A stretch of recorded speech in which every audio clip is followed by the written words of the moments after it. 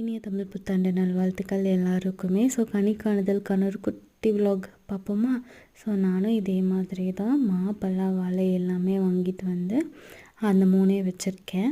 இப்போ அது கூட எங்கள் வீட்டில் ஆப்பிளும் மாதுளம்பழமும் இருந்தது. ஸோ அதுவும் வச்சுருக்கேன். ஸோ கண்டிப்பாக உங்கள் வீட்டில் என்ன இருக்கோ அதுதான் நீங்களும் வச்சுருப்பீங்க. ஸோ இதுதான் வைக்கணும், இதுதான் வைக்கக்கூடாது அப்படின்லாம் எதுவும் இல்லை இல்லையா? ஸோ அதே மாதிரி வச்சுட்டு அதுக்கப்புறமா மிரர் வைப்போம். ஸோ அந்த மிரரில் இது எல்லாமே தெரிகிற மாதிரி வச்சு காலையில் அந்த மிரரில் தான் நம்ம முழிப்போம்.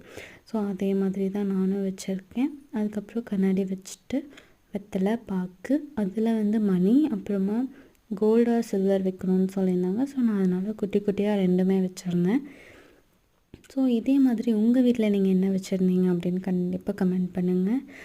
அப்புறம் இந்த தமிழ் நியூ இயர் உங்களுக்கு எப்படி ஸ்டார்ட் ஆச்சு? நீங்கள் எதெல்லாம் அச்சீவ் பண்ணணுன்னு நினைக்கிறீங்க?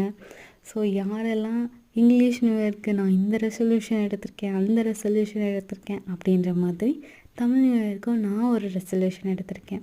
அதே மாதிரி நீங்களும் ஏதாவது ரெசல்யூஷன் எடுத்திருக்கீங்கன்னா கண்டிப்பாக கமெண்ட் பண்ணுங்கள். நம்ம இன்னொரு விலாகில் பார்க்கலாம். பாய்.